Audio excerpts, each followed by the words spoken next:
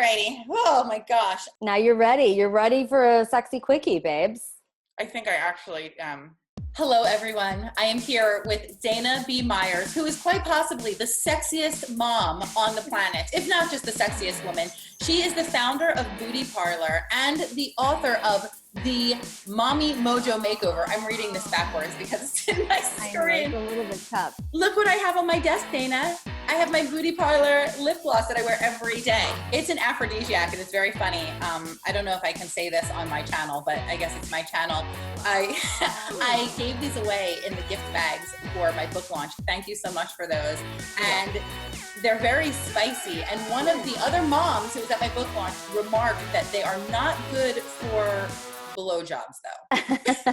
That's right, because there is like some natural plumpers in there, so you get a tingle on the lips, but you don't want to tingle down below. As I do with all my guests, I bring you on to serve my audience, but also to serve me. This thing that you talk about regaining your sexuality, your mojo, your vivaciousness, your desirability after motherhood is such a big deal that too many women aren't talking about, but it does come up a lot in my private sessions.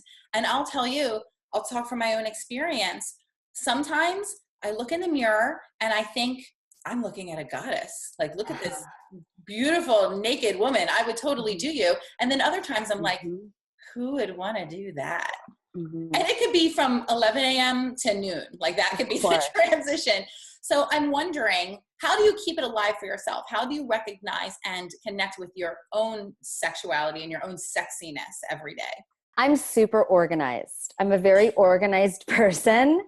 And I kind of apply that same level of organization and like my love of to-do lists to my mojo, my feminine spark, my desire, my sexuality, my sensuality. So I sit down on Sunday night and I kind of look at my week and I do what I call mojo mapping.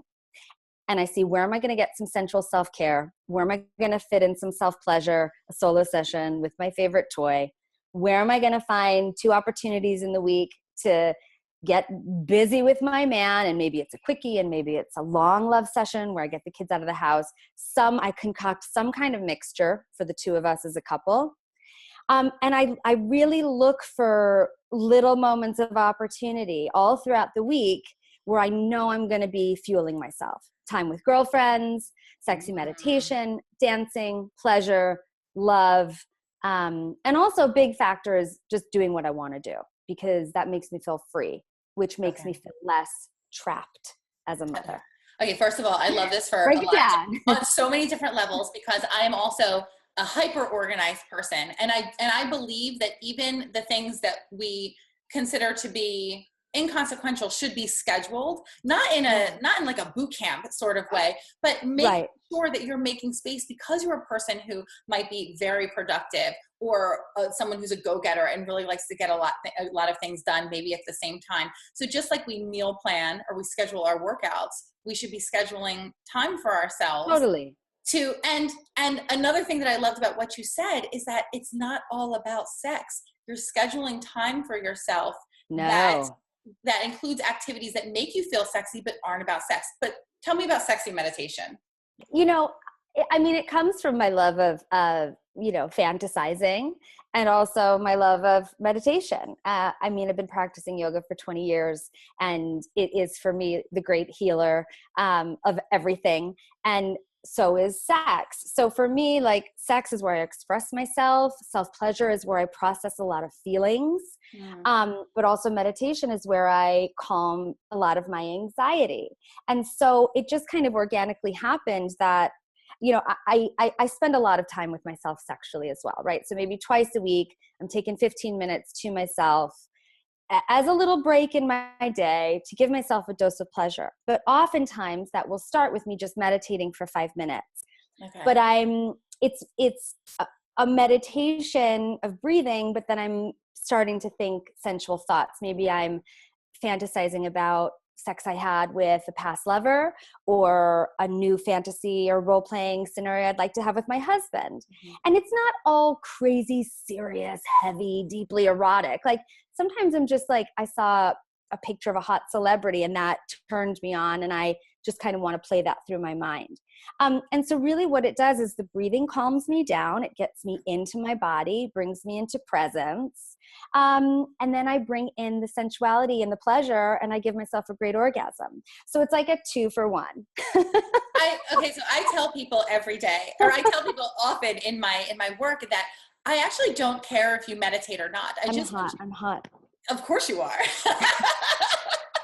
I don't care if people meditate or not. I care that they connect with themselves in a meaningful way every single day. So I would challenge my viewers right now that if you do have a daily meditation practice, make 2 days a week a sexy meditation practice. I love this idea of being deliberate about fantasies and really making space to say, this is when I'm going to think about it. I'm going to create a story around this. I'm going to really indulge myself in feeling good for 15 minutes or 4 minutes if you only have 4 minutes. And that's right. You can get it done. You can totally get it done. And I think the point that you just brought up by using the word deliberate, it's so important because people say, oh, well, if I'm scheduling it in, or if I'm penciling it in, it's not spontaneous. It's not authentic. And I disagree with that. You're just making it a priority. And a priority is a beautiful thing. Why wouldn't we want to make this a priority? So being deliberate about it, it's saying, I'm not going to sit around and wait for desire to just like hit me like a ton of bricks while I'm mothering, while I'm working, while I'm running the house, while I'm building a business, while I'm doing the millions of other things. If we sat around and waited for desire to smack us in the face, we'd be waiting around for a really long time, like way after menopause happens and the kids are out of the house and whatever. So that's why I say, don't wait, just create. It can come from you. And then it becomes a cycle where the more sensual input you're infusing into your life, the more sensual output, input, output, input, output. And it's a practice, just like when you sit down on a meditation pillow in traditional meditation and you're like, my thoughts are racing. I can't do this. This sucks. You just have to keep sitting down and doing it. I love that you also emphasize time with girlfriends. And this is something that I practice in my own life. I carve out days that I go with a group of girlfriends. We get together, we sit in our pajamas, maybe we gossip, we talk about work, we just connect and we share whatever is going on. And I have to tell you, and I didn't realize this until we were talking about this right now, that on those days, I do come home feeling more alive and sexier and 100%. More in the mood. And I was hanging out with my girlfriend. Totally. Because we get to be ourselves, we get to sort of be ourselves with them. And then as we peel back the layers of who we are as mothers or all these other roles that we play, how often do we get to just kind of play as ourselves with other women? It's like, it goes back to being kids, sitting around or getting ready together before you went out in college, or playing dolls as even littler. It's like, these are these pure joy moments where we're just connecting and bonding as our true selves. And it's a break from everything else. And it allows you to also, be a little more playful too. So much of the play that we do, and depending on how old your kids are, it's like, it's Legos and it's dollies and it's this and that. And having just some grown-up play with your girlfriends, I find that to be so freeing, so healing, so magical. And the act of cutting loose, I mean, it's great to hang out in your pajamas, but also the act of cutting loose and going a little bit wild and going out and flirting with strangers together as a pack, that's super inspiring. That to me generates a lot of turn on. I didn't even think about that. I didn't think about the idea of being connected to my true self and letting it all hang out. And that's what's happening when I'm with my girlfriends. And that's why it makes me feel so confident, because in my daily role as a mother who's dealing with other moms and, going to school events and whatever, and with work and having to deal with my colleagues or even superiors, I'm constantly in this place of performance. Yes. Trying to be acceptable, and sometimes that's necessary, and sometimes that's my own drama. Of course. But with my girls, I'm totally showing up as myself, and then also being loved for it, which is fantastic. Totally. What a great feeling. And also we get to talk about, we get to talk about sex with our girlfriends. We get to talk about dreams and passions, and we get to air out, things that are annoying us. And so it's a release. And it's also like a great infusion. And I'm always saying, like, when you're around your girlfriends, just like tell each other how pretty one another is, and tell each other how sexy each other is, and ask each other, like, you know, hey, what's your sexual superpower? Like, I know you're really good at meal planning, but where do you excel in your love life? Like, really infusing new questions into that dialogue as well can help take those mom tribe gatherings to the next level. And it's so fun. You know, I have a tribe of moms, and some of them are single moms and they're dating, and some have been married for a really long time, 20 plus years. And some of them are in new marriages. And we do talk about sex, and we do talk about our relationships, and it's fun to kind of live vicariously through them, and to also gain wisdom from the women who've been doing it for a while, and share that advice and just feel free and open. So if you're not talking about sex with your girlfriends, make an appointment to do it right now. That's right. You better start. Okay. So back to me for a moment. Yes. Talk to me. Tell me. I'm about to turn 40. Congratulations. So this is, when's your birthday? So I know. July 18th. Nice. And I'm really excited about it. I don't there's not a lot of drama surrounding like getting older. Yeah. But there is a little bit of drama, anxiety about making the most of it, because I'm hearing about how great the 40s are and how I should really be feeling myself sexually. And like I said, on some days I am, and some days I'm not at all. So when I'm waking up and I'm feeling the not at all, what is the thing, like a ritual or the thing that I can do to really bring myself into the full embodiment of how awesome it is to be a 40-year-old woman who is sexy and alive and doing great things in the world? Look, I think a lot of women look to you and your body positivity and the like very open shares that you've been doing with yourself in, you know, your swimsuit or your underwear. And it's like really owning your body. I mean, I think that's such a great step to rebooting your post-baby body confidence. And certainly if you find yourself having that inner dialogue of, I hate my breasts, I hate my bum, I hate my nose, I hate my belly, and that's on a loop, you have to break that cycle. You have to kind of clap your hands, draw a line in the sand and say enough, and turn that negative body banter into a sexy self-love affirmation, right? So instead of saying, oh, my thighs are like jelly or cottage cheese. They're like cheese.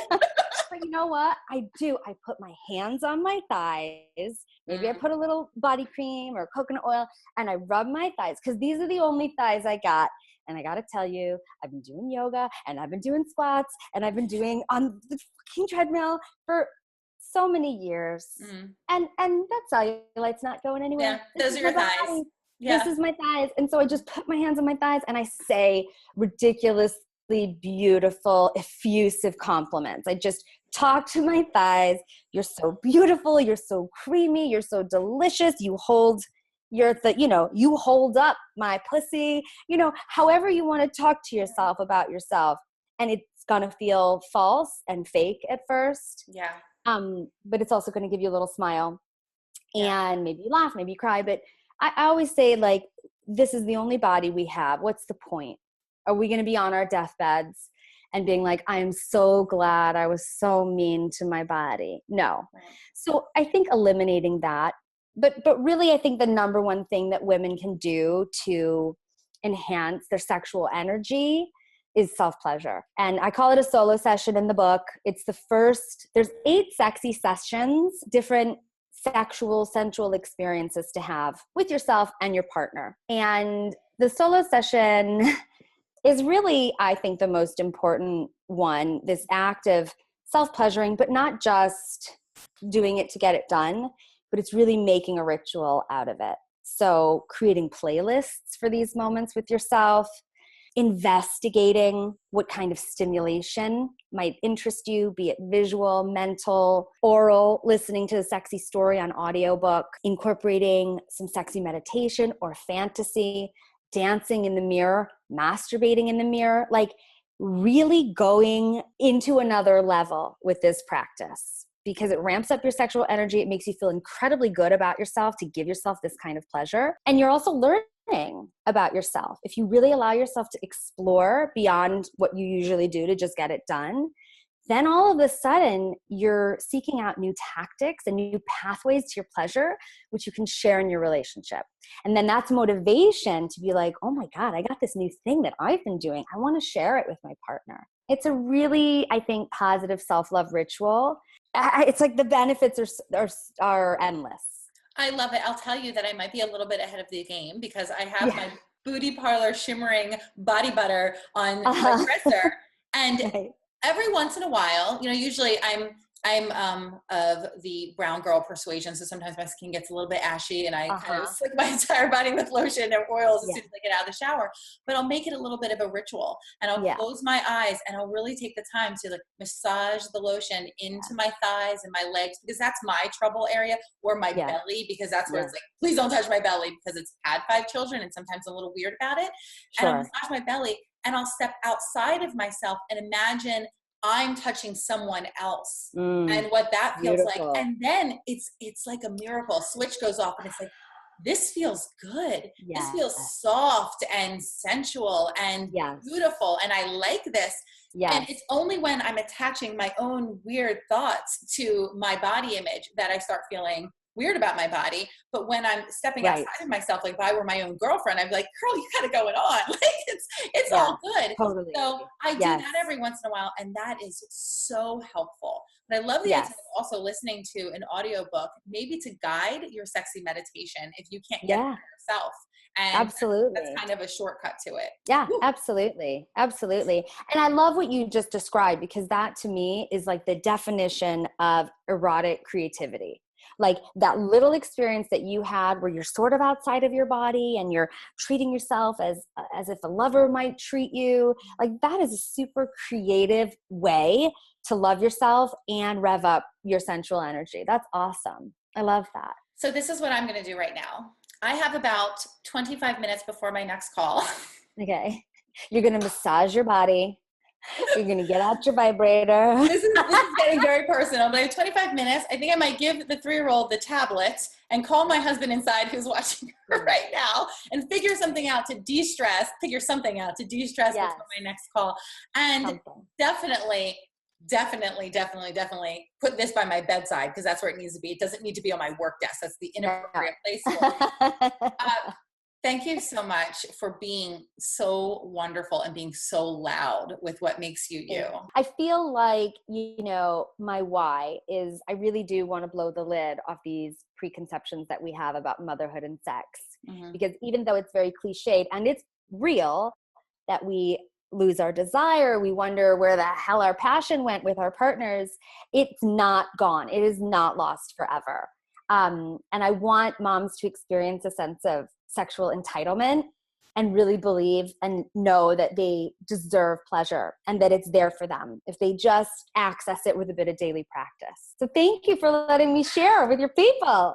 Absolutely. We are entitled to good sex and feeling sexy. Thank you, Dana B. Myers. I'm so flustered now. I love you dearly. I'm so grateful for you. And I will see you soon. Everyone who's watching, please pick up the Mommy Mojo Makeover right now. You absolutely need it. It's the kind of book that you can flip through, you can skip around, you can go to what you need, you can leave what you don't, but you need it all. And make it your own, but definitely get a practice that includes self-love, and self-love in a way that feels juicy. Naughty. Yeah. Okay, we're done. Hey guys, it's Bex here. Bex here. I'm Bex. Hey everyone, it's Bex here.